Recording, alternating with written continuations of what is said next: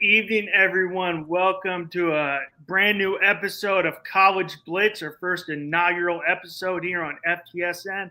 I'm Russ Morgan, joined with. What's up, guys? It's Q from the I Hate Football podcast. Q. It's I've heard about you. Obviously, Bobby was telling me you put in work on the draft show. You were up there for like 8 hours. So it's finally nice to. Like we said before the show, put a face to the name. I'm psyched. I just love talking college football, and even though it's the summer, it's fucking college. Man. Yeah, Bobby threatened me to not let me back on the channel if I didn't stay on all 8 hours. So I had, he drives a it's a rules with an iron fist. So I was like, I guess, man, if I want to stay on this thing, man, I better, just put on a diaper and just made it happen, man. 8 hours, and we got through it. Catheter, whatever. Diaper and a catheter, bro. And that's way more than me. I did like the day before. I did like we got to like 2.5 hours. Third round, I'm done. Yeah. I can't do it. I was about to say, I hope Bobby's listening. I hate football too if I was a Dolphins fan, honestly. But guys, appreciate you joining us because I would imagine that the broadcast is about to end sometime. Bobby knows I'm a Jets fan. I don't really care. Like he doesn't like a single team I like. I don't like a single team he likes. I don't really care. Like I told you before. It's sports. It's just all about having fun. Well, hey, Q, I know. I mean, I've been on the network for, I guess, 2 years. Doing a couple podcasts here and there. If you listen to On Deck, I'm on Wednesday nights, sometimes Sundays, every once in a while. But why don't you give me a little rundown how you got into podcasting and? Yeah, man. So this year, I guess, right? So last year, go back a little bit, not too terribly long, but last year, I kind of gave it a try. I was under a different name previously, and kind of started getting my feet wet with it. My buddy Will from the 305 Sports Now podcast. I know, he's a guy who I've known for over 30 years or so, probably closer to 35 at this point. And I was following him, watching some of his stuff, and. Just like all of us here on the network, man. I mean, I'm a lifelong, sports fan. Played it, at about a mediocre level. Played soccer growing up all the way through high school. But my first level was always, football. Watching it all the time. Played it in the neighborhood, the whole deal. Just everything around me, outside of the people in my life, sports is kind of what I love the most. And never really gave it. Much thought on the podcast side of things or anything. Like I said, up until probably over a year ago, I ended up, like I said, with 305 Sports Now. Ended up on a couple episodes with him, and I was like, man, you know what? I want to start my own thing. At the time, just the living arrangement, and some other things I had kind of going on, kind of kept me from doing it. The keeping a good schedule with it and the whole deal. So I just kind of lost traction with me, and so now here in the last few months. Kind of, had a little bit of a rebrand, as they say, changed up the name, changed up the, just what I wanted to talk about, and really just within the last few months, man, just kind of started, doing it regularly, almost, weekly for the most part. And, first time I hooked up with Bobby and them, man, was draft time. And, from then on, I've been on with, the Canesworth podcast and the East Tennessee boys and just kind of, man, everybody's welcomed me with open arms, man. And here we are, man, on the main voyage with you. I mean, I've done a couple. I jumped on with AJ after the Marlins, AJ and Bobby on East 10th Street boys, and a couple of the other guys. They all probably hate me because I'm a Jets fan. But I'm like, they're all good guys. That's all that really matters at the end of the day. Yeah. It gives them a little. I mean, like you said, I know you're not a Dolphins fan either. A little diversity in there. There's always a good thing. A little different. But I mean, I know you talked. You said Atlanta, so you're in the mecca of college football, almost right there in the South. Listen, man, when I tell you that Atlanta, is kind of the center point, of everything. We got the College Football Hall of Fame. We've got the SEC championship game. And then you're kind of right here in really the center point when you talk about the SEC and the ACC. This is kind of right here. I mean, you've got Georgia Tech. You've got the University of Georgia. And really within a short drive to a lot. I mean, you can get to a lot of places from here within just kind of a not a super long drive. And so it really makes it so that it is kind of a melting pot of fans, and so there's a lot of good kind of back and forth. And there he is. What's up, Will, from the 305 Sports Now podcast? Good to see you, bro. And so yeah, man, just kind of it really is a good area, man. And then to add to that too, just we've got like major high school just powers in high school football too. Right? You got Buford, you have Mill Creek, you got Grayson. These guys are like pumping out Division I guys, just left and right and everything. So, when you talk about a football crazed area, Metro Atlanta definitely fits the bill. I mean, I'm from Southern California. So, I mean, football's something. I grew up went to high school. It was a big SC town. Actually, my high school, I don't know if you remember Mario Danello. I do not. That name doesn't sound familiar. Kicker at University of Southern California. Okay. So he kicked 2006 or 2000 against Oklahoma. He kicked like a game-winning field goal. Literally was drinking, went off a cliff. Like ended up passing. But they had the funeral at my high school, which was I went to a small Catholic high school, so everybody's just a nuts SC fan. I've always known the SEC thing. Like, I'm an SEC guy. Like, my football team's Arizona, but I'm like, at the end of the day, I love SEC football.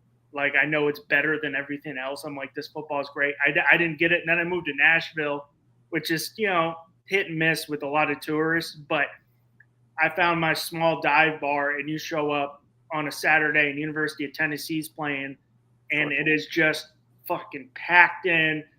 AC's busting out. Everybody's going nuts. One guy was like, hey, don't make too much noise if something happens. I was watching like Tennessee Pittsburgh. The tight end like hurdles someone. And I'm not rooting for anybody. And I'm just like, oh shit, that was a sick play. Everybody just turns and looks at me. I'm like, I'm not rooting again. I'm like, dude, the play was crazy. Yeah. but that is right there. That's an example. I mean, just again, that really does drive home the point, right? You're in the South, and for anybody who hasn't experienced college football in the South, it is different. Oh, it's a different. There's nothing like it. The SEC and their fan bases. When you talk about tailgates, when you talk about true fandom, when you talk about just dedication, living and dying with your team, that is the SEC. Right. I mean, if you've gotten a chance, I unfortunately for me, I haven't been to as many SEC games as I'd like to go to. I mean, I've been to Athens, a pretty good bit to watch Georgia. And again, man, when I tell you, they are nuts for their team.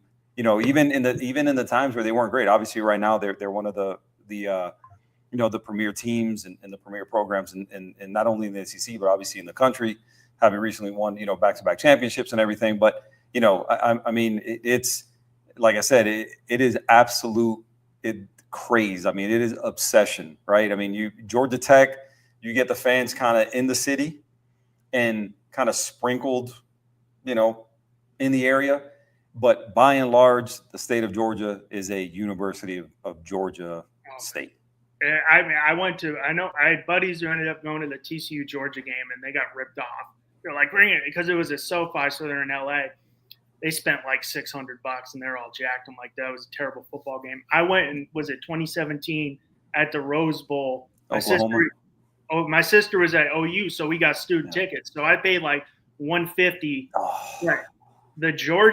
First off, the Georgia fans, maybe it's because they won, but they were classy people. Like, there, it came up, shake your hand. It was a great game. Greatest, but it was literally, the game was like 70% Georgia fans and 30% OU fans. And even when they're at the Rose Bowl and the lights turn off in the fourth quarter and you see half the stadium, 75% of the stadium lighting up with, I'm like, with their phones going, I'm like, this is just different. And you hear the barking. I'm sure you heard a lot of the barking and the whole deal during it. Yeah. I was all about it. I love it. I mean, I'm not a Georgia fan, but I'm like, dude, this is college football right here. And I always get shit on the other podcast. I'm like, dude, SEC bias. I'm like, there's a SEC bias because I'm sorry, the SEC is better than you. Unfortunately, that's how it goes, man. That's how it goes there. That game, without a doubt, within the last 10 years, is one of the best college football games I've ever watched. That game was absolutely insane, back and forth. Just an insane game. Absolutely insane. It was Baker Mayfield, I think, started for OU, right? Yeah, it was Baker's last year. But, I remember I got cussed out. I was in the OU student section. Literally, at the end of the first half, I'm like, you probably just lost the game right there. They were up like 20 points at that time, 21. They were up big. They do a little squib kick, give Georgia the ball at 35. They go down, kick a field goal. I'm like, you just gave them all the momentum. And then I was like, what the fuck is Lincoln Riley doing? Exactly. I'm like, I know you want to run the football, but you got your Heisman winner. The guy who just you live and die. I mean, like, I know you want to kill clock, but live and die with your Heisman. If you're going to lose, go down with the guy who just got the best, is the best quarterback in college football. But 100%. No, that game, insane. That game was absolutely insane. It was an amazing game and one of the best experiences I've had. I'm still trying to get to Florida. Now I'm in Florida. I'm still trying to get to Gainesville.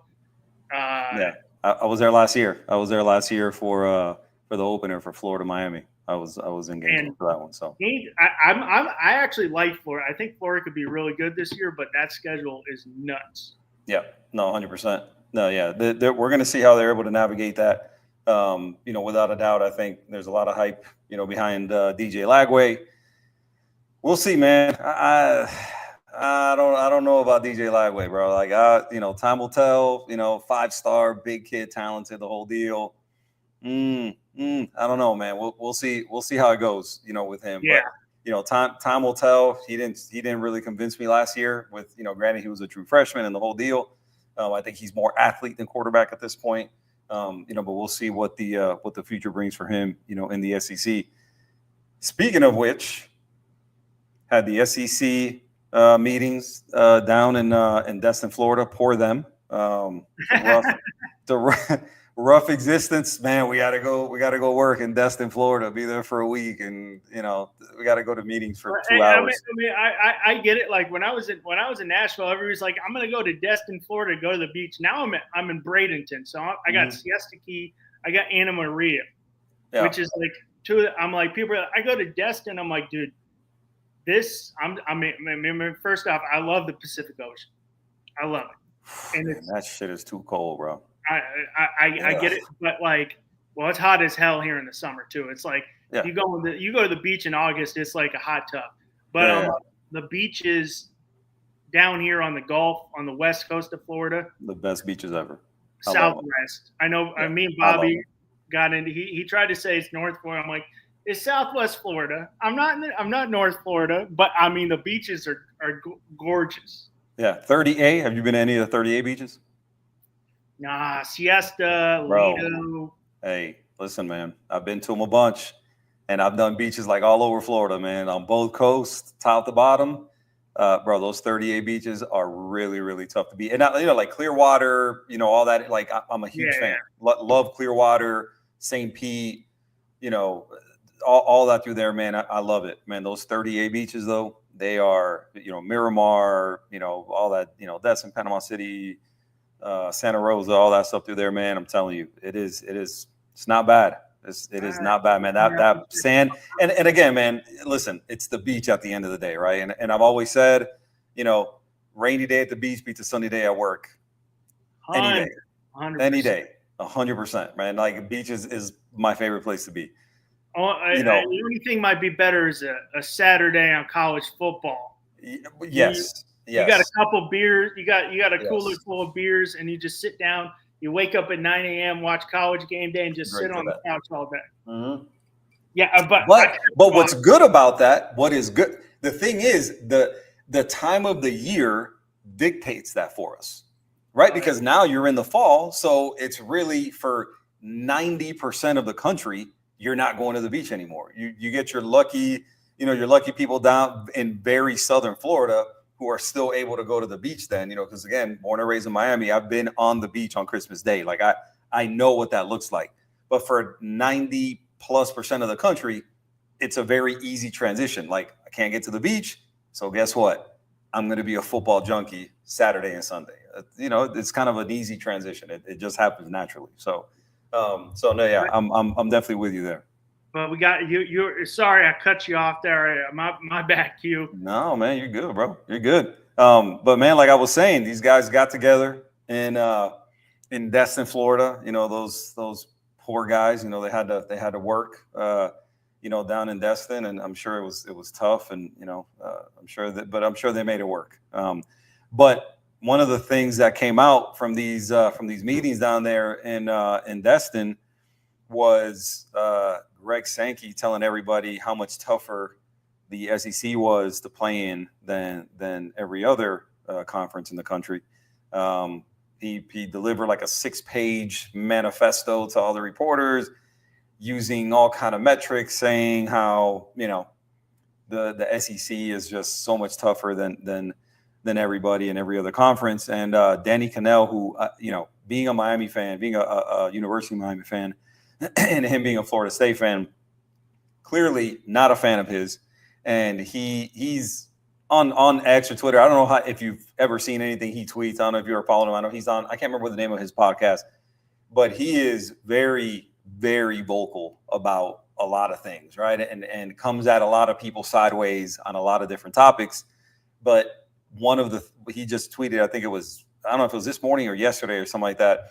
And he was kind of like mocking, Greg Sankey and the SEC about how grueling and how, kind of making light of this report that he handed to everybody, about how taxing this SEC schedule was. And that's kind of leading to the speculation, even though nothing officially has been proposed, but there's a lot of speculation that the SEC is looking to leave the structure of the NCAA. What say you on that particular possibility of that happening? I have no clue, dude. Like I never saw this NIL thing coming before it happened. I never saw that coming. Now I'm like, first off, like I'm with them. The SEC is taxing. If I got to go to one Saturday, I go to Oxford. The next day I'm in Athens. I mean, and it is 75,000 plus people there. I get it. It's taxing. I'll get shit, but I'm like, dude, the SEC, and I'll say it again, is the toughest conference. If you look at like Florida, like we just had a great ending of the year, they're gonna have their schedule's nuts. I'm like, they could be a solid top 10 team if stuff works out, Lagway works out, but their schedule is nuts. I don't see that happening now, Q. But I agree with was it not Lagway? Greg Sankey was the AD. Yeah, I'm sorry, the commissioner of the SEC. I think the SEC is that schedule is taxing, and they're going to have to do something on that front. But I don't see them leaving the NCAA. But I mean, I think we're starting to see now, like we saw last year, we're starting to get, because of the transfer portal and all the NIL, we're starting to see more competition in other conferences like the Big Ten, who was great last year. So I do not see the SEC leaving the NCAA. Yeah. In some circumstance, I'm with the.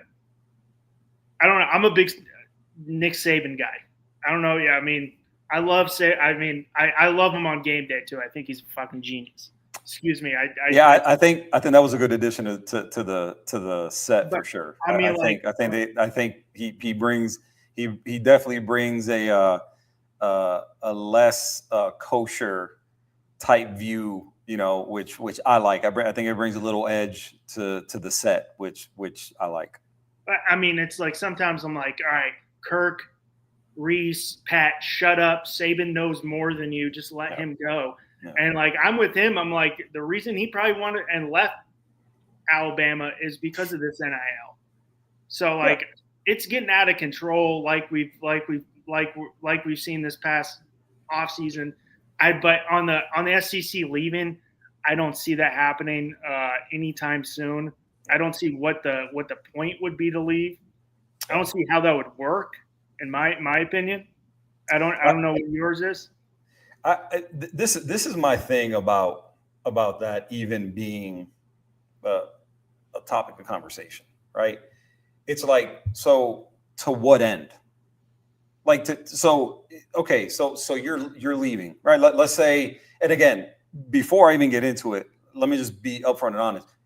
In my opinion, there's no feasible way this happens inside of 5 years. In my opinion, inside of 5 years, I don't even think that this is a possibility. I'll just go out there and start with that. But the other thing is, okay, so let's say you're leaving the SEC, right?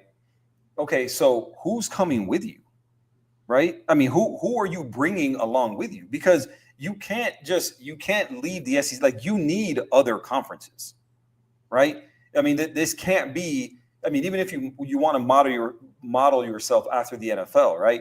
So if you're going to break away from the NCAA, you have to have people come with you, right? And so I don't think college football fans are in a position where they're looking to see, only the SEC versus the Big Ten in some kind of NFL type model, right? When you're looking at the SEC now, I think 16 teams. I think the Big Ten also, if I'm not mistaken, I think they're at 16 teams. But even then, right? I don't think, like, you're not watching college football, to get an NFL model. I think there are welcome the differences between college, and the NFL, right? So if you're looking to break away, you have to bring people with you. And if you're bringing people with you, how does that look, right? If you're looking to bring the Big Ten with you, I feel like at the very least you would have to make it a Power 4 type of move away from the NCAA, right? I think at the very least you would need, to make it something watchable, to make it something attractive, in my opinion, at least. And I don't know if people in the comments disagree or whatever it is, but I think to me, to keep it, college football, you'd have to break away with minimum the Power 4, right? Yeah. And then do with that what you want.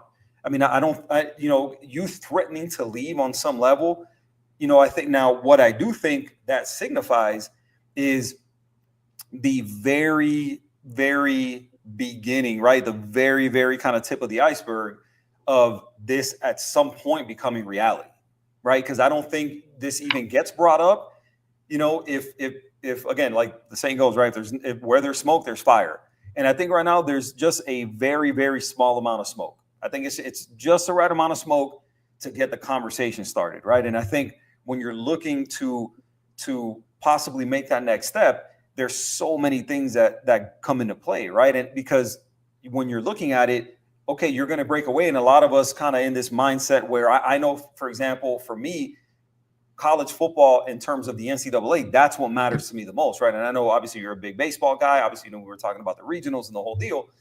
But I say that to say there's more involved than just football, right? And so when you're looking at these moves, that's why I say we're nowhere near this being a realistic possibility. There's so many things that kind of come into play. You're looking at all the other sports, all your Olympic sports, your non-revenue sports, right? How does this look moving forward for all of them? Do you create a commissioner of just football, in regards to the new structure, right? Because of how different, everything is, including the money when it comes to football. And then do you create a commissioner of strictly college football? Do you create a commissioner of strictly college basketball, of college baseball, so on and so forth? And then somebody else that just kind of overlooks, or has oversight over just the Olympic sports. There's so many ways that could go that I don't think we're anywhere near that being a really a really real possibility to me in the very near future. 100% agree. I agree with the comment on. I get it. Football runs the show. It brings in the most money. That's how a lot of these other programs, such as me, I'm a college baseball player. I coached high school and college baseball. I nice. Scouted college and high school baseball professionally, but football provides that money for baseball because baseball doesn't bring in that much unless you're in the South. You think SEC is nuts for college football? Go watch college baseball, and you'll think a whole different story when 6 out of the 8 top national seeds are from the SEC, but they don't bring as much revenue as a football program does. So football, I mean, if you're breaking away like we saw with all these teams leaving with I'm a Southern California guy, Pac-10 originally, Pac-12 a lot. So I love the Pac-10, Pac-12 basketball. It's not the same now if I got Arizona, UCLA, USC, all these teams in the Big 12 or Big 10. And it's fine for football, but I love Pac-12 baseball, and now they're in the Big 10, the Big 12, ACC. So I mean, like you said, I don't see it happening feasibly because there's other sports there. You're telling me softball or women's volleyball or gymnastics will be able to survive on this? Because we do need the women's sports have to be there. They have to. It's the Title IX. So Title IX, Title IX is a huge, and that's again going back. You have that right. You got the blinders on, right? When you're talking about, especially for somebody like me, especially right, where again, college to me is college football. Do I like college basketball? I enjoy the NCAA tournament. I enjoy your big college basketball games. I prefer when Miami is good, and I think with Jay Lucas now, I think they're kind of heading in the right direction. They're making some moves, that they've got a good portal class coming in and the whole deal. And I'm more kind of, tailored to, to following them. And I think obviously in the ACC, you still have some marquee names, right? You can't discount what it is they have. But when you're looking at the SEC on all levels, right, we're looking at record number of teams in the NCAA basketball tournament this year, right? They had 14, never been done before, right? The SEC baseball regionals, they accounted for, and I wrote this down, they had 13 teams in the baseball regionals, 13, which is crazy. In the they have 5 out of the 8 teams in the Women's College World Series this weekend, right? So I mean, you're looking at it, and on all levels, man, on all levels, they are just, they're dominating, right? And you start to get into something like the Olympic sports and the whole deal, right? A little bit different story, right? I'm sure you can kind of speak to that when you're talking about the West Coast and how they. When you're talking about, water polo and diving and just kind of, again, a lot of these Olympic sports where the Pac-12 excels. And not to say that doesn't matter, but that doesn't bring in money. That doesn't bring in eyeballs. That doesn't bring in ticket sales, right? I mean, so they're kind of along for the ride when you're talking about, there's a different set of eyes and a different view on those sports. The Olympic sports are just a totally, different entity almost than anything else, right? And then you have again your revenue generating sports, football being the biggest one, basketball, so on and so forth. But yeah, man, I mean it's again totally different than when you're talking about this move possibly being made. It's a totally different view that you have to take for football and everything else, and there's so many kind of tentacles that will, kind of be generated from this, that I don't see how it's a quick transition, and I don't see how it's a feasible transition, inside of, who knows, 5-7 years. I just don't see how that happens. I mean, I love golf. I love golf, but it's kind of as great as the SEC is. Now we have PGA golf, the PGA, and we have LIV. Unfortunately, it kind of diluted, the product. As great as the SEC is, it diluted the product a little bit. If they're like, hey, us 16 are going to leave, I'm like, well, okay, we're just going to play each other. It's not going to be the same. But going into that, they just College Football Playoff Committee just modified the seeding for the playoffs. Now the 5 highest ranked conference champions are guaranteed, but only the top 4 teams in the final rankings would receive a first round bye. What's your opinions on that, Q? I mean, it's the way it should have been from the beginning, right? I mean, to me, I like the expansion.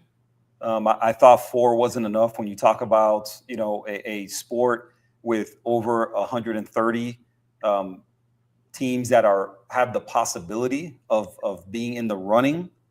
You can't have 4 teams, right? And I think the transition was good because now it's being settled on the field, right? In the BCS era, it was computers and reporters, doing the math and figuring out a champion. The transition to it being on the field is, I think, what everybody wanted. But at the same time, you're looking at it just being 4 teams, and there's still an element of BCS, right? There's still an element of computers and reporters deciding who it is that's going to be, in the Final Four. So I think expanding it was the way to go, right? And I think 12 was probably a little too. There's too little teams, right? In my personal opinion. I think now, when we get to 16, I think that'll be the sweet spot because I think realistically, I don't know that there's ever going to be more than 16 teams in any given year that are going to have the possibility. It doesn't matter. You get on a hot streak and the whole deal. I don't think there's 16 teams that can realistically win a title year to year. But I think 16, it's hard to argue against. But going back to the 12, I always thought that the conference winners, Big 12, the Mountain West, it's like, are those teams really, earning a top 4 spot? I mean, if we're being honest, I don't think so. Right. And so I always thought that the seating looked weird, right? I mean, just visually, right? The things would pop up and then you'd see this number and then that number and you're going, what is all that? Why are there 2 numbers there? Why are there 2 numbers next to the team? And it was just, it always looked odd. I thought the rollout was weird. I just thought, I never thought it was a good idea. So, going back to the SEC, they're getting their wish, right? And so, but I also think it is a good idea, or it's kind of giving them shit, because they kind of tend to get what they want. But I honestly think most years you're not going to have a Mountain West a conference winner that belongs, in the top 4. I mean, let's just call it what it is, right? And I'm not trying to speak negatively about the conference and everything, but let's just call it what it is, right? I mean, in terms of talent, in terms of coaching, right, in terms of everything, it's rarely going to ever happen where a Mountain West team is going to deserve a top 4 seeding in a playoff. It doesn't matter. 12 teams, 16 teams, it doesn't matter. So I think going away from this confusing, okay, your conference winners are your top 4, and then everybody else kind of gets reseeded, I think is the right move. And I think it's kind of what everybody wanted to see. And if we're being honest, I really do think it's the right way to go. Now, your conference winners, automatic bids, yes, 100%. But I do think, listen, just follow your poll seeding. That's what it is. Get those guys an automatic bid. Yeah, because I still think there is value in winning your conference. I don't think we should just kind of throw that away. Oh, they're not deserving because they're in the Mountain West or they're in the Big 12. No, I think it still matters that you win your conference. But I also think that we need to look at this with some common sense and realize when you're looking at strength of schedule, it really is hard to see an Arizona State or a Boise State as a top 4 seed when you're looking at Big 10, like Ohio State last year. You remember what seed Ohio State was and they won the title? Remember what seed they were? Were they a 7? They were an A seed. A seed, and Notre Dame was a 7 seed. But they were the A seed and ended up winning the title, right? And so, again, I'm not saying that it's only going to be your 1 through 4 seeds to have a chance. Clearly, last year that was the case, and obviously for certain reasons. But rarely are we going to see a year where Arizona State, and they had a great year, don't get me wrong, Boise State, Ashton Genty, the whole hype behind him.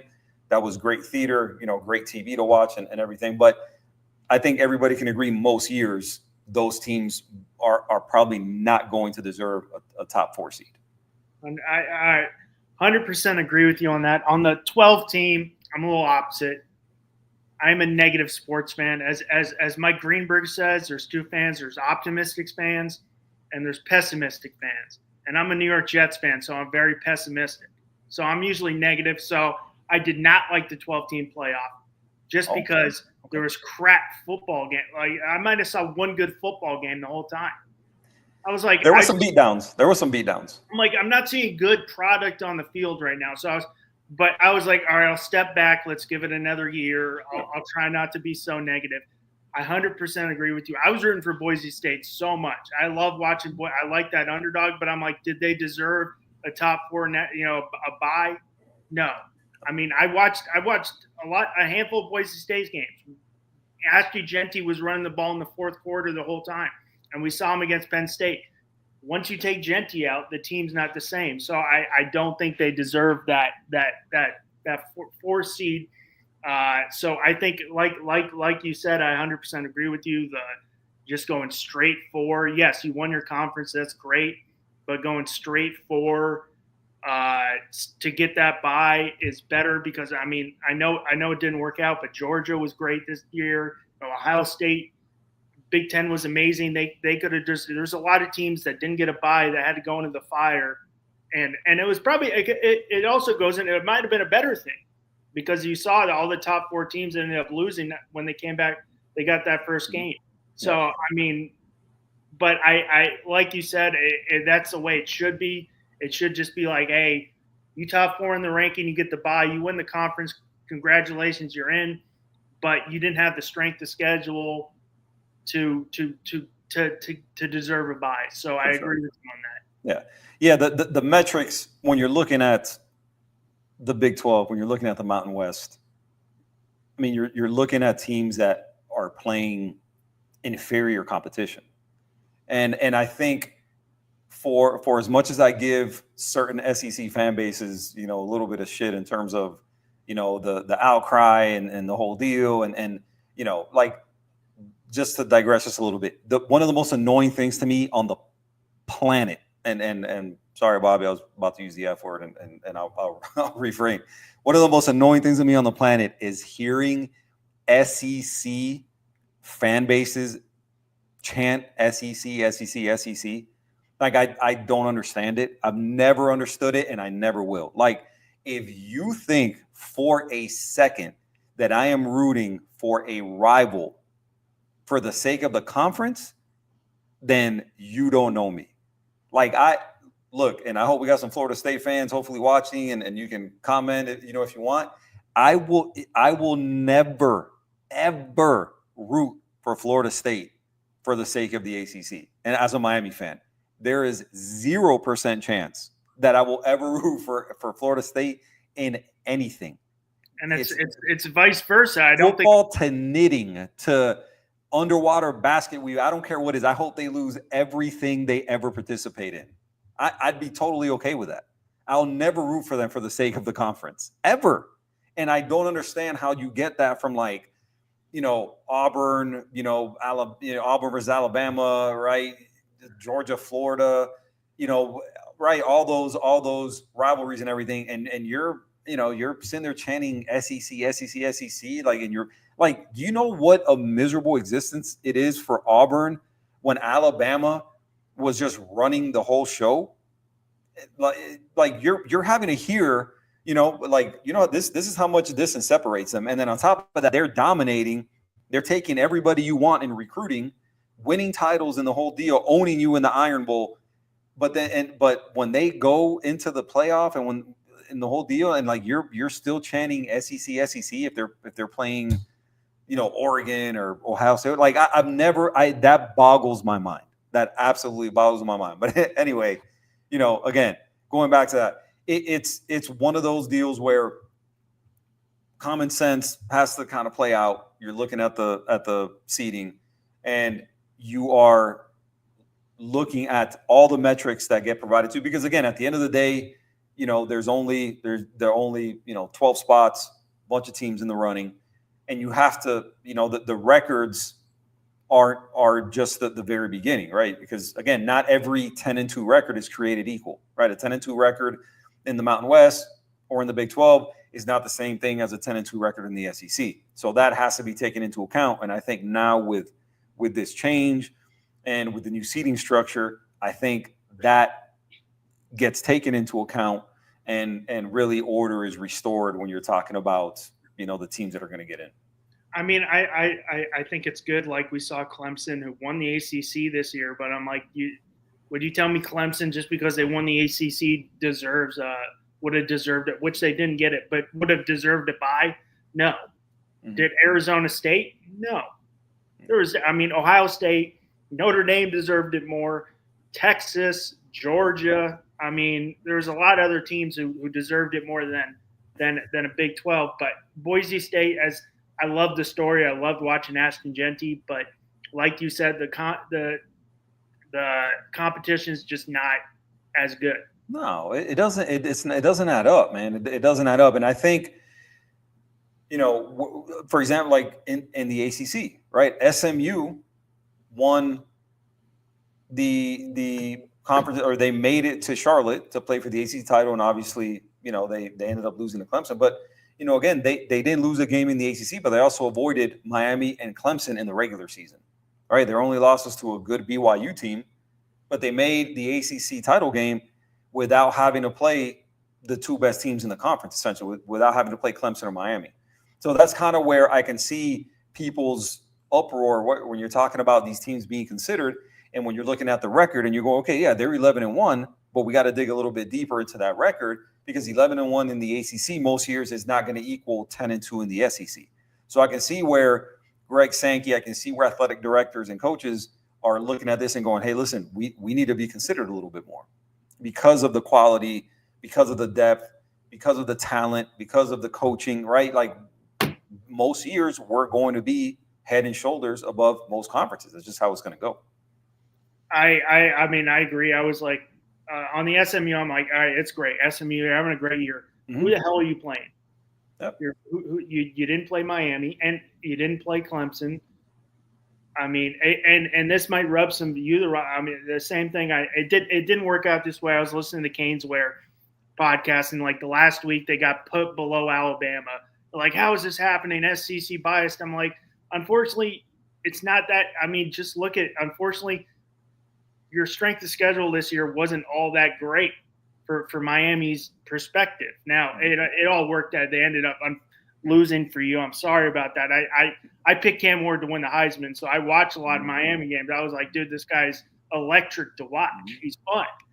But, I mean, it was just like Miami's, if it worked out that way too, like, hey, they get to the title game, they end up losing, their strength of schedule wasn't all that strong either. So I think it's the same thing with SMU. Yeah, you won 11 games, but who was the best team you beat? BYU? No, they actually lost to BYU. That was the best team they played, and they lost to them. Oh, yes, yeah. They did. That was the one game. The one regular season game they lost was they went 11-1, and obviously a non-conference game. But the best team they played was BYU, and they ended up losing to them, right? And so again, they made the ACC title game without having to deal with Clemson or Miami, in the regular season, right? And so, I think those are the things that have to be considered, when you're looking at, the seeding and everything, because again, there's too many teams for everybody to play each other.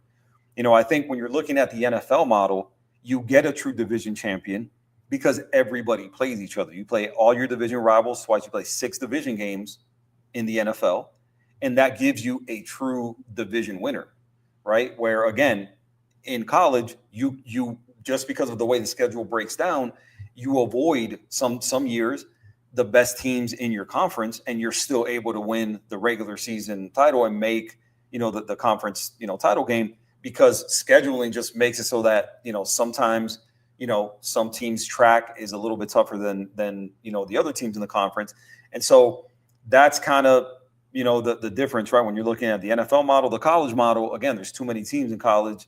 You can't schedule everybody every year, just kind of the way it works out, because again, some conferences are only playing 8 conference games. I think the Big Ten, is, if I'm not mistaken, they're moving to 9 conference games. And so, it gives you more of an opportunity, but even then you're still not playing everybody, right? Because you're looking at 9 conference games, there's 16, there's 16 teams. Right. So if those are you plus 9, that's 10. There's still 6 teams that you're not accounting for having to play. Right. And so, again, that can make it so that, depending on how you schedule things, and how, remember, these schedules are made, 5, 7, 8, 9 years out sometimes. Right. And so sometimes, you see where these teams are scheduled, right, 8 years out, and they're nobodies. right? Arizona State, for example. I'm sure anybody who was scheduling Arizona State, if you're non-conference, you're looking at that when, Herm Edwards and that disaster of a tenure he had over there, and, stuff like that. When you're scheduling them, you're going, oh, man, they ain't going to be shit. But now look at them, right? Now they're, they've become good all of a sudden. So now that game kind of, that's a tougher non-conference game, right? So that's just an example of the scheduling in college and how it goes because of how far out they make it. But nonetheless, that still had to be addressed. And I think now with this new seating format, I think we're going in the right direction, and I think it's the way it needed to be. I agree. I mean, I get it. Like in the SMU, even like Miami circumstance, you're only scheduling your non-conference games, basically. Your conference games are already preset. So I'm like, you could be like, hey, this year they're great, next year they're not. There's only one team that sets their full schedule that matters for this circumstance is Notre Dame. Notre Dame. They only have the full control. There's like in Miami's circumstance, they didn't have to play Clemson.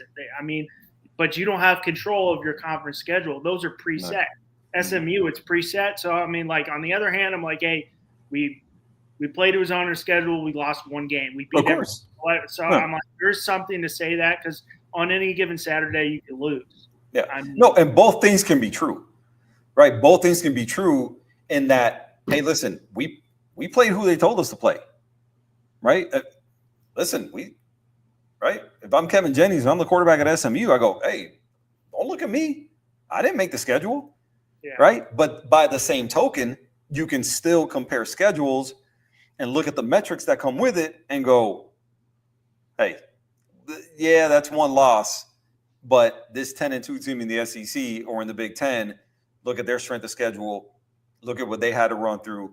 They lost 2 games, SMU lost 1, but we're going with the strength of schedule in the SEC and the Big Ten over SMU's 1 loss to a good BYU team. I'm not saying they weren't a good team, but at the same time, everybody else, you're looking at that and going, yeah, man, there's no comparison when you're looking at strength of schedules, when you're looking at, the RPIs and all the metrics that ESPN, everybody else uses, you can't ignore that.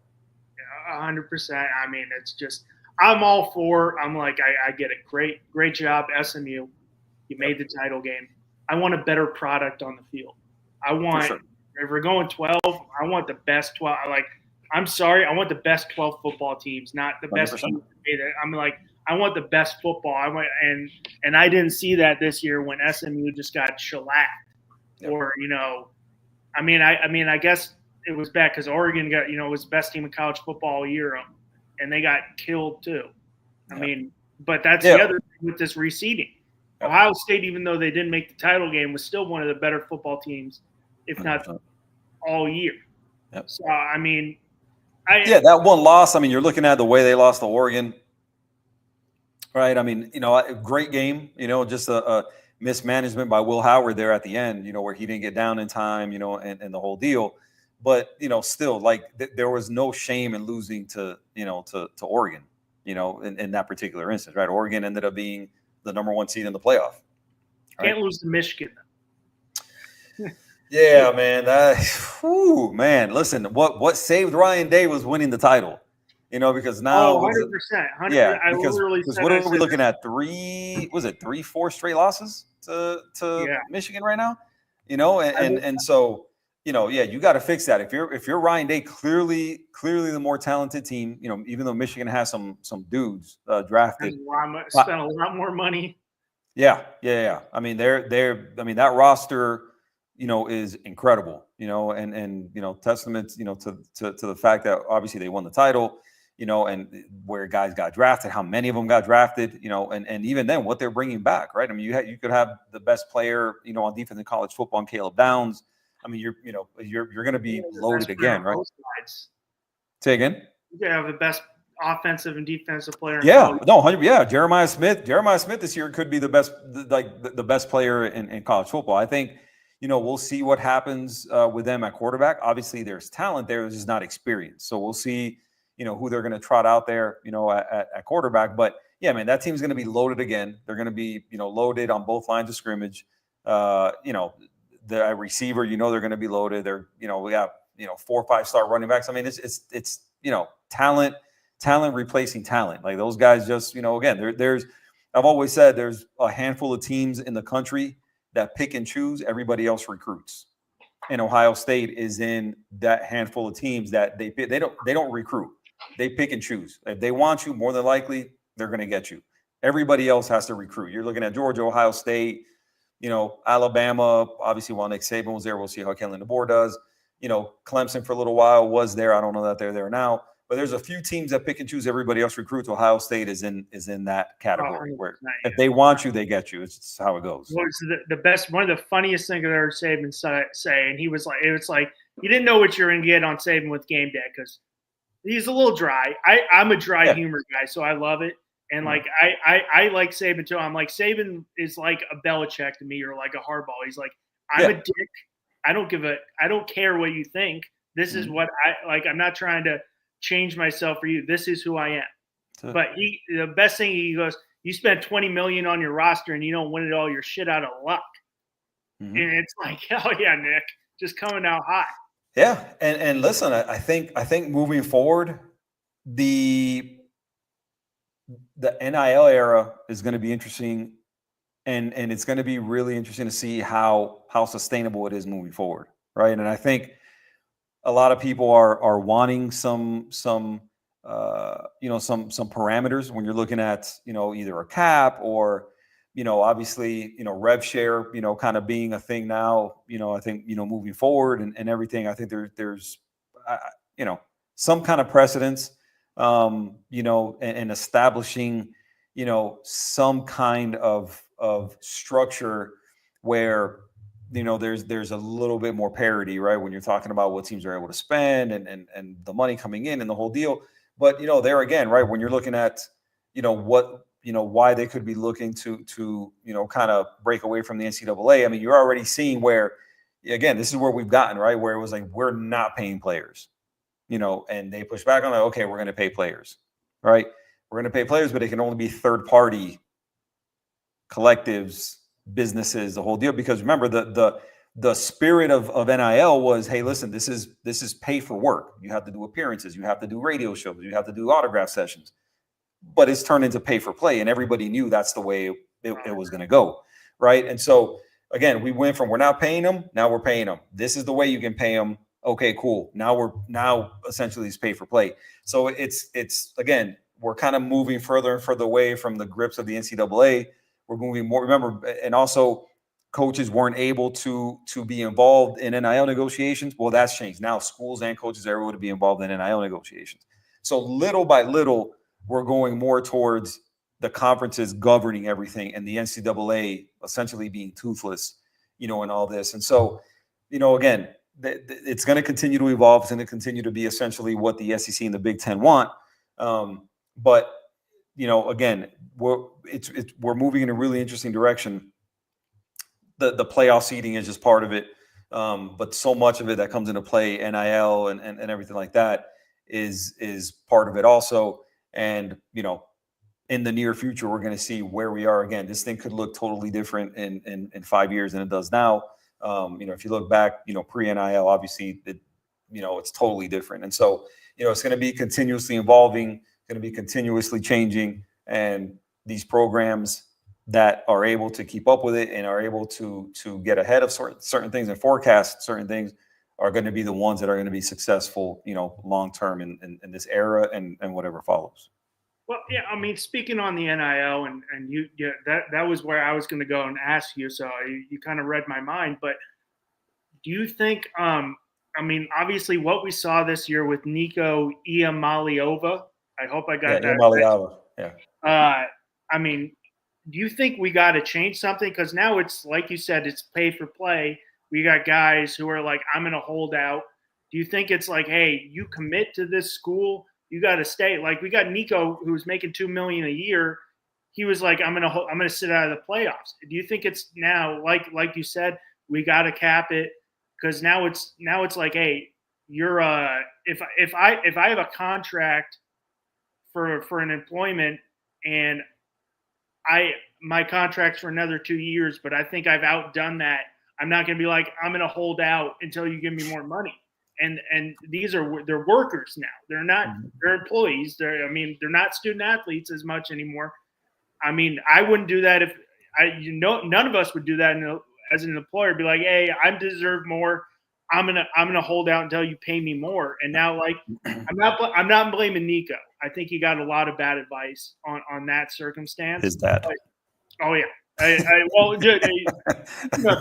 Come on, Dad, do better. He's from Southern California, Yep. so his high school Poly, right? He played at Poly, didn't he? Poly to Warren, back to Poly to Warren, back to Poly. It's like that makes sense. Yeah. And the money probably was coming in because he was a high volleyball guy too. But so like, I don't blame him, but you sign a contract in his circumstance. He goes, no, I deserve more. Now, first off, if you look at the play on the field, you might be the 9th best quarterback in the SEC. But I mean, yeah, but it's just let's. I don't know, and again, I'd have to look at the list and see everybody.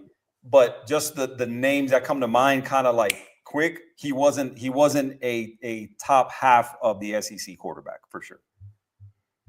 But do you think like you said, we got to cap it because this is now.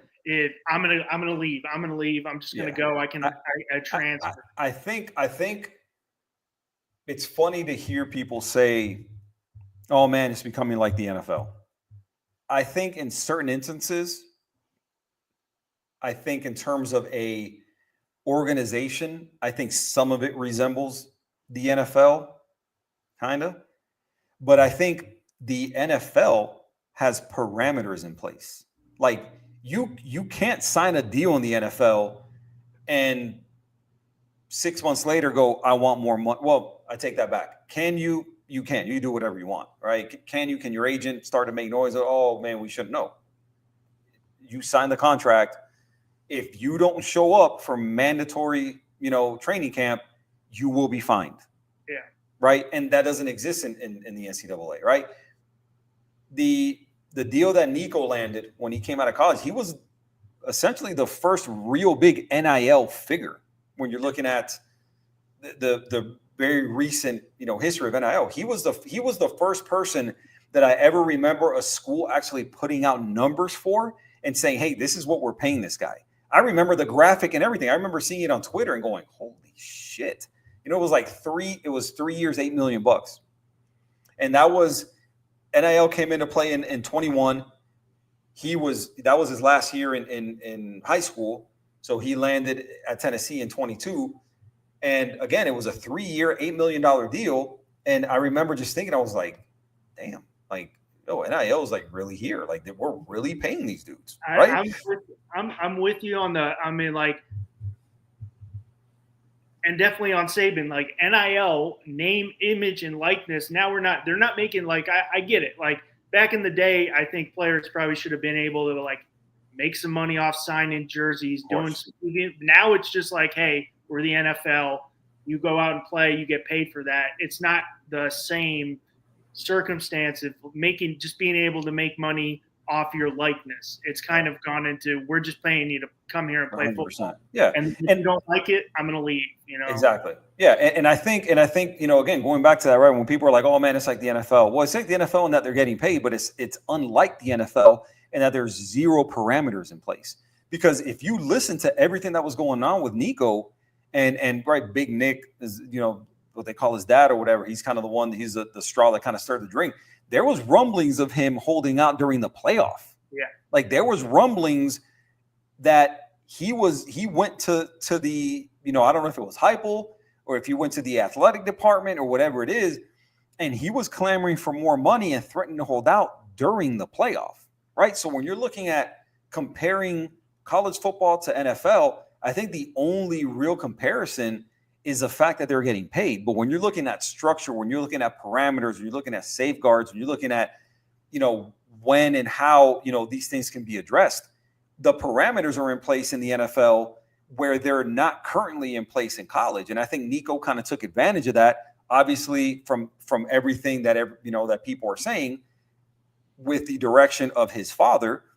And that's kind of the way everything went, right? Where his father was the one, because if the stories are out there. I heard a couple podcasts where they were like, anytime they would call Nico to do an appearance, or anytime they would call him to do, an autograph session or whatever, Nico would call his dad, and his dad would be like, "Nah, you don't have to go to that." Yeah. So again, the spirit of name, image, and likeness was there. You have to, off the field, you have to meet certain criteria in order to get this money. Right now, essentially, again, that's gone out the window. It's kind of the Wild Wild West at this point. And these guys don't really have to do anything. A lot of them, they just, they don't do it. They just play. Right. But again, the Nico deal was, again, his dad kind of running the show and telling him what it is that he would do and he wouldn't do. And he would just blow off appearances and blow off, NIL, type schedule deals, and whether a dealership or a sports apparel store or a podcast or whatever the case would be, he would just blow it off. He would blow it off because his dad would tell him, "No, you don't have to go to that," and Eagle just wouldn't show up to anything, right? And so, obviously, I think it backfired on him. I think he overplayed his hand, right? When you're looking at him specifically, he had 1 year. He had 1 year of okay quarterback play. Now, do I think he was bad? No, I don't think he was bad, right? But he didn't play his first year. He played in the bowl game and had a great bowl game, and obviously the hype built.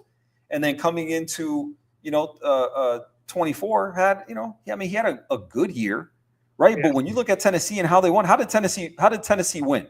Tennessee won in the trenches. Tennessee lined up and they ran the ball with Dylan Sampson, and they played defense. They had a bunch of guys drafted on defense, right? But they won on the lines of scrimmages and running the ball, right? Playing defense. They didn't win because of Nico.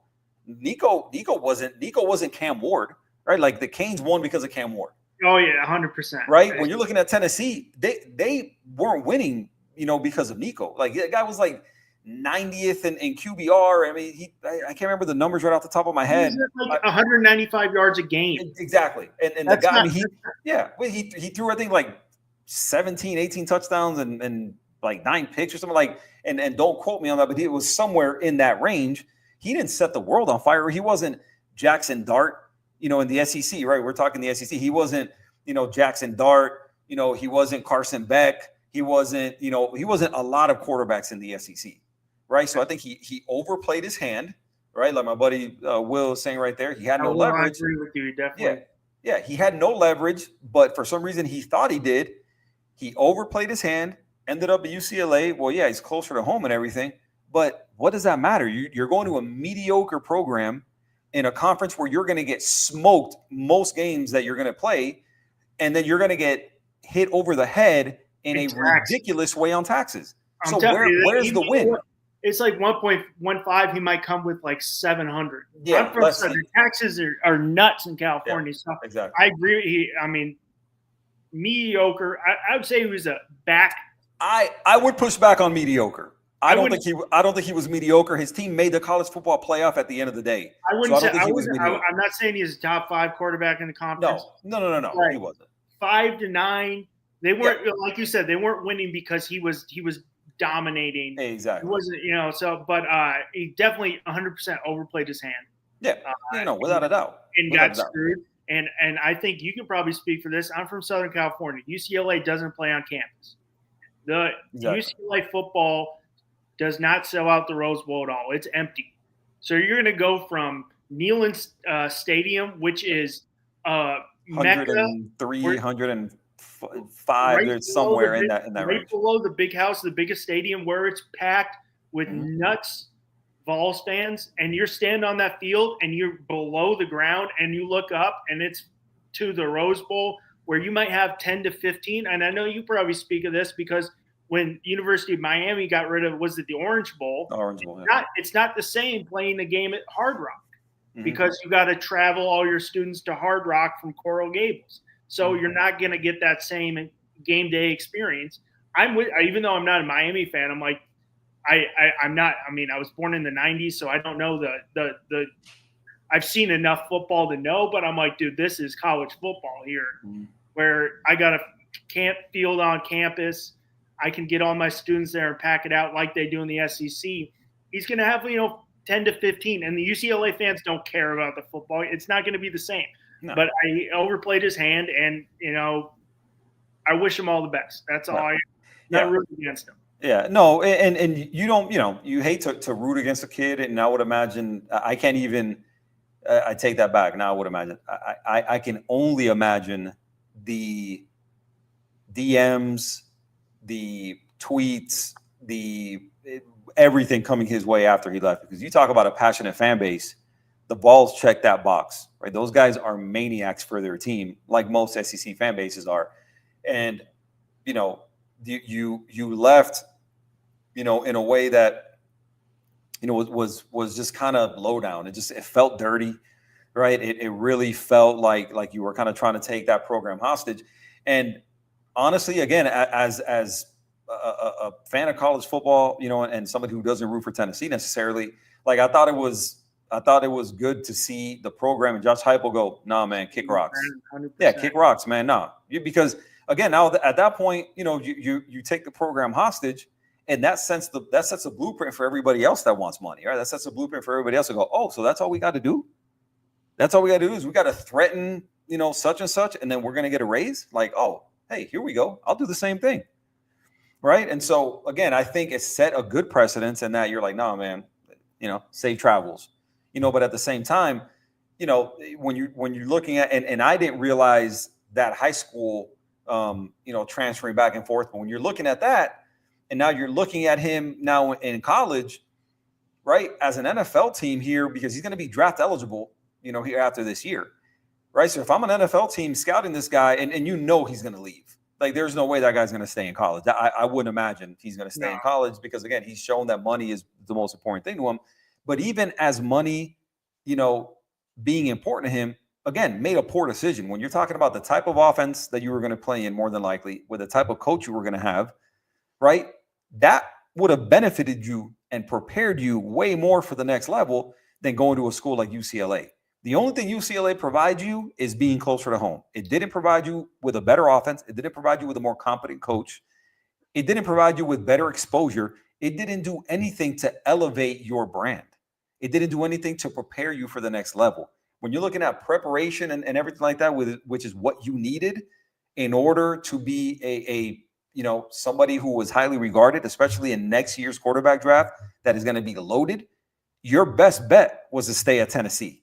You definitely took a step back going to UCLA. That team was a disaster last year on offense. I mean, they were a disaster. And you see what Heupel has done with quarterbacks recently, where you have,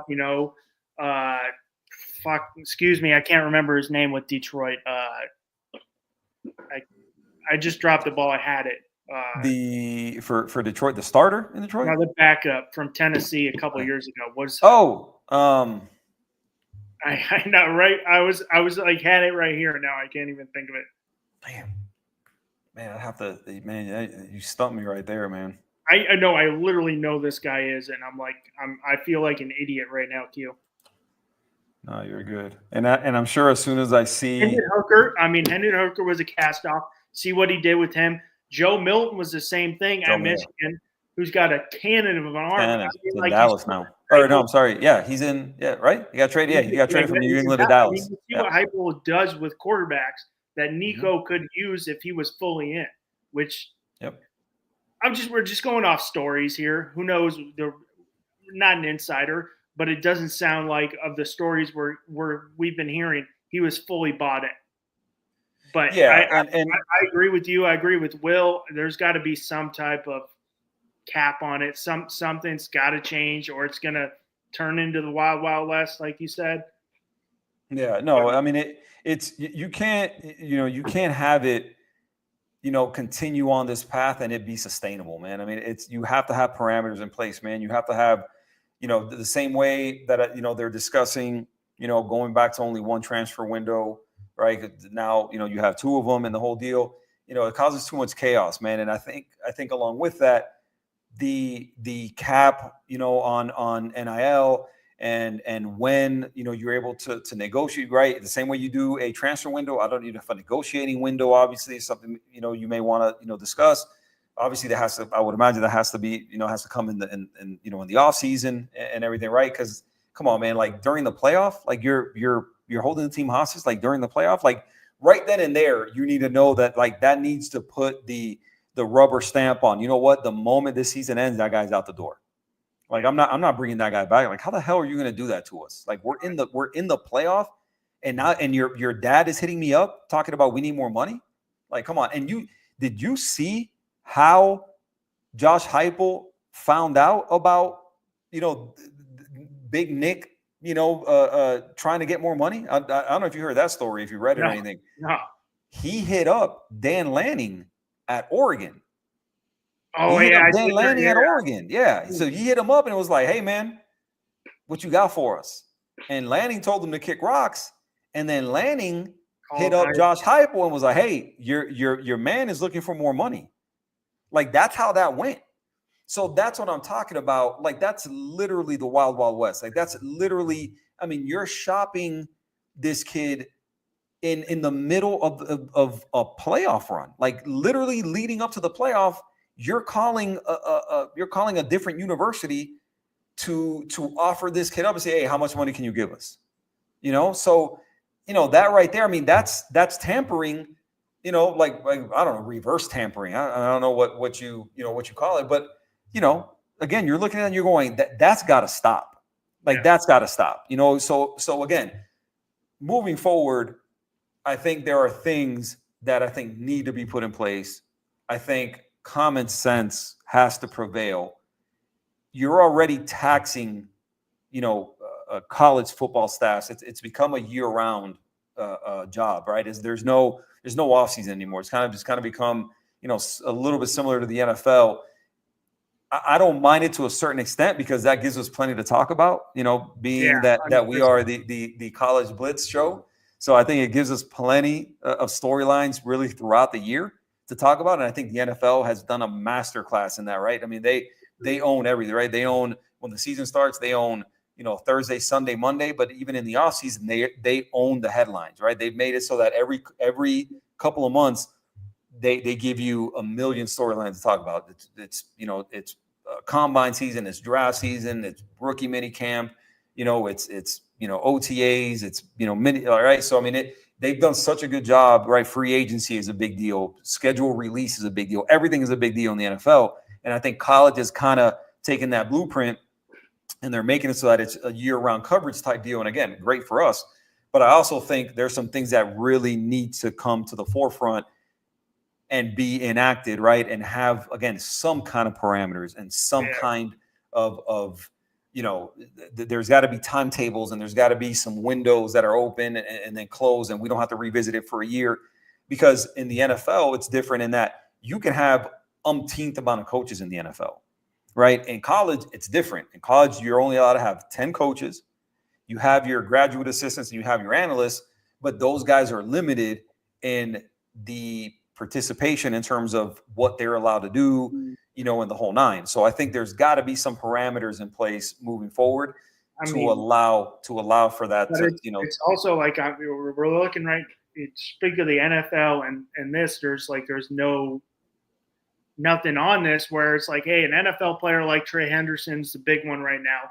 He's under contract still, so he still can get paid but he's like, I want more, but he's not showing up.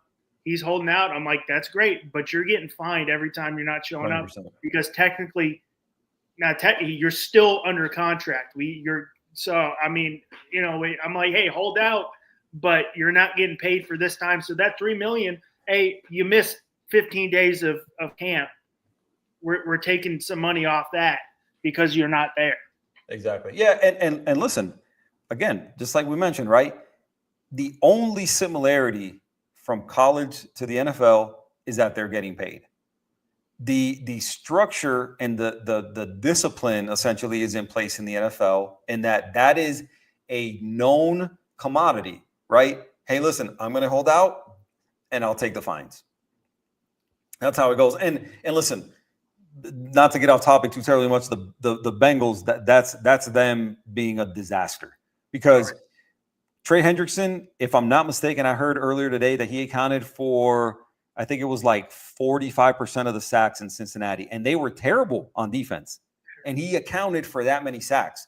So when you look at a guy who accounted for that much of your productivity at a vital position, and you were terrible at it last year, how do you not extend? How do you not? And he already said, he's like, yo, I'm not looking for top of the market money, because he knows, he's on the wrong side of 30, right? He's going to be 31 when the season starts. But a guy who is, the guy is a captain, the guy's a leader. He's great off the field. The guy does everything right. Like, those are guys you want to keep around. And he's uber productive. The guy's led the league in sacks over the last 3 years. So the guy produces even with no help. Even with no help, the guy produces. But there again, right, it's the Bengals being the Bengals and being late on everything, right? They should have extended Jamar Chase earlier, should have extended T. Higgins earlier, the whole deal. So this is just a continuation. Their ownership is terrible. The front office is questionable. And, again, they don't extend anybody early. But this is what happens. Listen, if you're not going to keep them, trade them. Like, why are you going to keep that guy around? Like, either extend him or trade him. Like, why are you going to keep him if you don't want to pay him? But there again, in the NFL, we know going in, hey, listen, because this is something your agent is going to tell you. Hey, listen, I'm trying to get more money. These idiots aren't budging, right? So we're going to hold out. And what holding out brings, right? Now, a lot of times they forgive that, right? And a lot of times they just, okay, once you sign, they up the contract in order to account for the fines and all that kind of goes away. But there is that in place. And I think that should be part of college football moving forward, is that, hey, listen, if you want to hold out, you can. And that's not a thing. It's never been a thing until Nico did it, right? Allegedly, right? But that has to be part of the language moving forward, is that, hey, listen, you can't hold out. This is your contract, and there will be a negotiating window in the offseason. But during the season, during a playoff, like, that's not going to happen. But again, there's no fines in place. There's no real suspension in place for a conduct unbecoming or anything like that. So again, those are things that probably need to be addressed. But as of now, they don't exist. So they're not like the NFL. They're only similar in that they get paid, but they essentially do whatever they want when they want. Yeah, I agree. It's that they got to change something. But going on our last topic here, Q, EA Sports announced that standout freshman wide receiver. I don't know if you're an NCAA football guy. I used to be an NCAA football guy, and it went away. I grew up with it, and then it went away. I've played it now. I'm like, it's not the same. But they announced Ryan Williams from Alabama, Jeremiah Smith from Ohio State will be on the cover. Archie Manning declined. I really have nothing to say about that. That's great. Congratulations. I got a quick question, though. Now we got Ohio State with unbelievable wide receivers, LSU with great wide receivers. Who do you think's wide receiver you now? Is it LSU or is it Ohio State? Oh, damn. Oh, man, that's a really good question, man. I think, man. So in the micro, right? When you're looking at here recently, it's hard to push back against LSU, right? When you're looking at what Malik Neighbors did, this year with the Giants, when you're looking at what Brian Thomas did in Jacksonville, right? Both of those guys going in the top 10, both those guys being absolute studs, with their teams,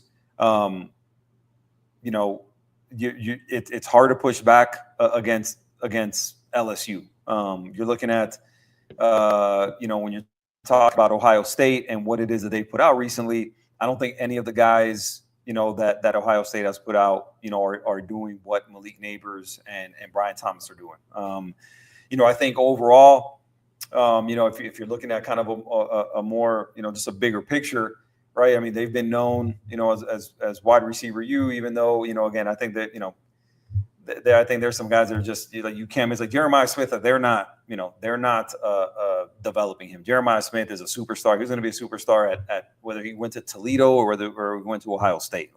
So, but again, what they're producing, it's on a bigger picture level. It's I guess some people would say Ohio State, and I'm kind of sitting here trying to think of your best receivers from Ohio State right now. I'm drawing a blank a little bit, when it comes to those guys. But I think right now, LSU, man, with Malik Neighbors and Brian Thomas and what those guys are doing, man, it's kind of hard to push back. Now, if I'm looking at here, you know, if I'm looking at you know, the very near future, obviously Jeremiah Smith still has 2 more years before he's draft eligible. You know, but Ohio State just had, you know, Emeka Egbuka drafted in the first round to Tampa Bay, so on and so forth. So, man, those are kind of the 2 teams kind of leading the charge for wide receiver U. Man, but here in the more recent past, man, it's hard to push back against LSU, man, because again, Neighbors and Brian Thomas are kind of really doing their thing. I think it's really hard to push back just because, you know, I mean, you had Justin Jefferson, you had Jamar Chase for basically 1 year because he decided to hold out or not hold out, just sit out. He didn't play his last year. He just said, "No, I'm good. I'm going to sit out." Can I put him in that circumstance? I think he's unbelievable. Great. He's probably the best player on the national title team. I think he's the best receiver in the NFL right now, personally. But, I mean, he played 1 year. I mean, Neighbors and Brian Thomas, great. But you got Ohio State, and I'm speaking pure college, not even talking about what they're doing in the NFL. Pure college. Garrett Wilson, Chris Olave, Jackson Smith-Njigba, Emeka Egbuka, Marvin Harrison, Jeremiah Smith could be better than all of them. Than all of them, yeah. I think on a pure college, I think Ohio State has it. But I think it's like, you know, you're pinching pennies. They're great producing wide receivers. Yeah, man. Those are all names. Those are all. I'm sorry to interrupt you. Those are all names, man, that should have been way more obvious to me here thinking about that list of receivers, and I'm glad you were rattling them all off. I mean, I'm a Jets fan, so I love Garrett Wilson. Garrett Wilson is a stud, man. That dude is smooth, great hands, the whole deal. Olave obviously is a guy who's not a burner, but you know, a guy who's as sure-handed as they come, runs great routes. To me, Emeka Egbuka kind of reminds me of Chris Olave. I think they're similar players. Now they're not burners, you know, but they're guys who run great routes, get open, you know, and great hands and the whole deal. But dude, I mean, when you're talking about stud receivers, I mean, you just named off, you know, half a dozen of them there for Ohio State. And Marvin Harrison hasn't really even, you know, scratched the surface, I think, on what people are expecting from him and what I think he's capable of doing. So, yeah, man, I mean, in college, I think you probably have to go with, you know, like college production, probably Ohio State. But in terms of like pro production, man, it's hard to push back against LSU, man. Well, yeah, I mean, it's hard. I mean, we'll see what the Brian Thomas and Neighbors, we project that they're going to be great, obviously. Yeah, great first year. Yeah, because he was doing it with who knows in New York, whoever your quarterback is, and that could be the same for the first, you know. I would, if I was him, if I was the Giants, I'd be like going on the NFL. I'm like, I wouldn't want to play Jackson Dart all year. I would sit him all year and let him learn. But you're in New York, it's probably not going to happen because once Russ or Jameis starts struggling, you're on the back page every time. Yeah, I think in that particular setup, man, I think it's my money would be on Russ starting. To be honest with you, I would imagine, you know, with where he's at in his career, I would imagine you're going to want to run the ball. I don't know, you know, that the Giants are equipped at this point, you know, at the O-line position really to be, you know, to have a great running game. But I think you're going to want to run the ball. Obviously, if you have Russell Wilson, you know, as your starting quarterback, and you know, because you saw last year he started off well but kind of faded towards the end, you know, and so, you know, again, I don't know you're going to want to drop him back, you know, 25, 30 times a game. But I think they're going to be in a position where, and honestly, and I don't know if I'm wrong. I don't know if this is a hot take or anything. I think the Giants could be better than what people are giving them credit for, or what people think of them. I think the defense is going to be really good, and they've got more. Like the pass rush, I think should be legit. Like those guys have a legit pass rush. I think they're gonna. I have a feeling they're gonna kind of be able to run the ball, and I think they're going to be the record at the end of the season may not show, but I think they're going to be a tough out. You know, for a lot of teams. I think a lot of people are going to sleep on them, and I think they're going to catch the people by surprise. Even though I think the record may not show that they're. And again, don't expect them to make the playoff or anything, but I think they could be a little bit better than what maybe people think. But I think if you get to game, you know, 7, game 8, and I don't know when their bye is, but You get around mid-season, and obviously they're not in the playoff picture, then I think that's when it's going to be easy to be like, hey, Jackson Dart. It's New York. They rush people way too quick because there's no other media in the world like New York. Of course. And he'll be on the back page every time. I like Sam Darnold a lot. I think he could have been a serviceable NFL quarterback, but he wasn't in the right situation. And we saw him this year. If he's in the right situation, but he got thrown into the fire right quick, didn't have a good offensive line. We even saw Aaron Rodgers. The year he tore his Achilles, I'm telling you, he wouldn't have been that good because our offensive line was crap. Yeah, not good. So, and you even saw this year, the offensive, he was good, but it's just like but it's New York. You're gonna be on the back page if you're losing. For sure. But to see what Neighbors did with Daniel Jones, with Tommy DeVito, DeVito. Tommy Cutlets over there. Cutlets. And Brian Thomas. Tommy Cutlets. It's just on college production, and I'll give the technique Ohio State does with those guys are technically sound with those routes. Whereas like Jamar Chase, I'm gonna beat you on that fly route. Yeah. He's a bad dude. Jamar Chase is a bad dude, bro. Oh no. I agree. He's amazing, but he's the best receiver in the NFL. Olave, Garrett Wilson. those guys are crisp routes where it's Man, I feel like in terms of the EA cover, man, I think it was really cool. Because I know Arch apparently I didn't know. I saw the excuse me. The end result, I saw Ryan Williams, Jeremiah Smith, obviously, on the cover. I didn't realize that Arch had said, "No, I'm good," and I thought that was cool. I think the whole Arch deal. And listen, I think the difference, obviously, with Ryan Williams had a really good year. Jeremiah Smith had a great year. Obviously, won the title. Figured heavily beat up Oregon. In the lead up right to the title game and everything. The guy was a stud. I think with both of them, it's going to be really interesting to see what kind of sophomore years they have because now everybody knows who they are, right? And I think the quarterback situation for both of those teams, even though they're going to be surrounded by a lot of talent, I think the quarterback position is really going to dictate, how the year goes because they're both going to be, they're both going to have new quarterbacks. Granted, really highly recruited kids. Now. Yeah, highly recruited kids. Obviously, they're going to have a talented arm throwing to them. But, it won't be Will Howard, for Ohio State, and it's not going to be Jalen Milroe for Alabama. So, again, that's going to kind of – I think Jeremiah Smith could be better than he was last year, but the numbers may not show it. And I think Ryan Williams, who knows, maybe the same. But I think it was cool to see somebody other, like Arch Manning. I think Arch Manning is like, we project that he's going to be, really good. And that was kind of like the lazy way of going about it. I think just kind of the Manning name recognition. But I think it was cool the way they did it in that, you had, these guys who are absolutely electric, man. Both those guys are going to be studs. Both those guys are going to be really, really high draft picks. I think it was cool to get non-quarterbacks on there, when it's the easy thing is to always put a quarterback on the cover. So I thought it was really cool to have those guys, be on the cover. If you're really going to Jeremiah Smith, I know he's not a quarterback, but he's probably the face of football.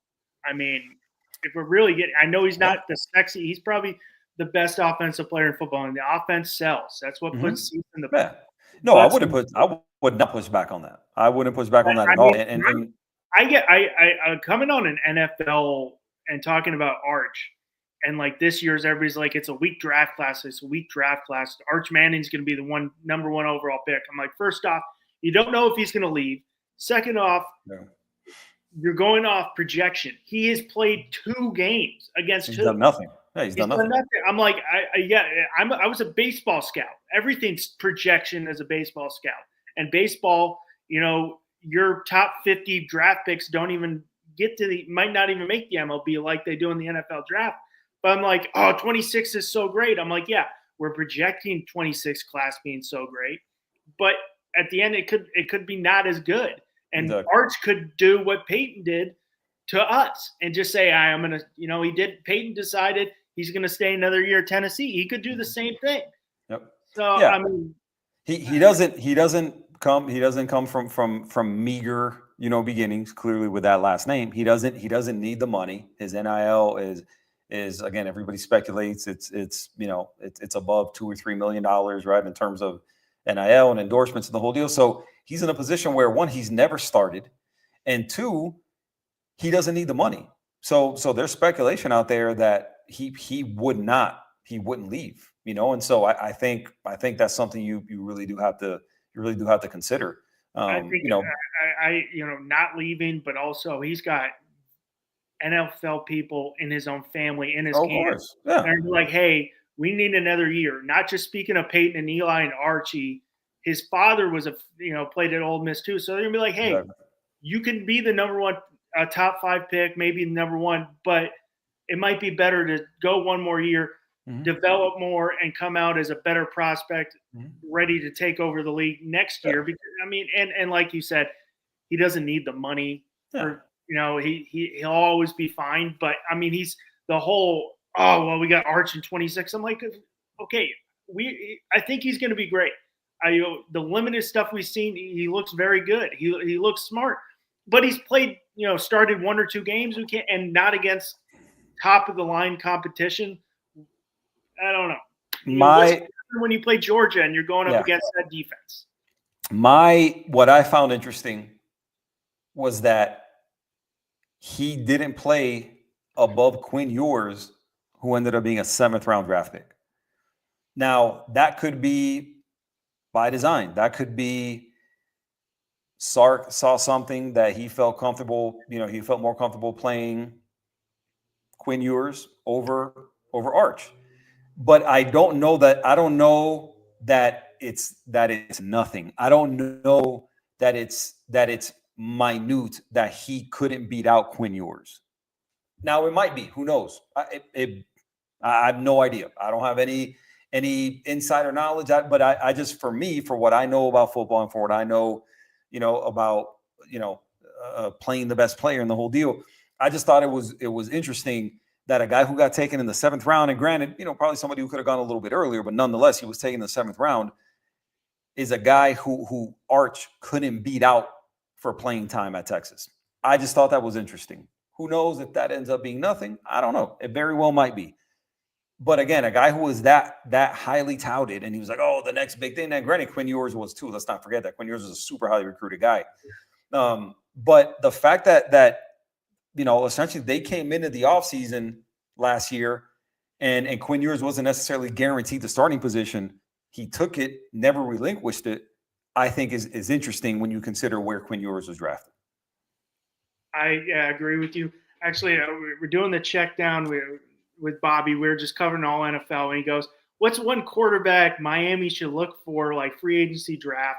I always throw Rodgers on there because there's one guy who always loves Rodgers, so I just mess with Bobby and get him kind of fired up. I'm like, Quinn Ewers, and then he ends up getting drafted. But hey, Q, it's been super fun, man. I'm looking forward to this. Obviously in the off season, I think this is great. But I'm looking forward to getting on here every week once the season starts. But I'm gonna kick it to you. Yeah, man.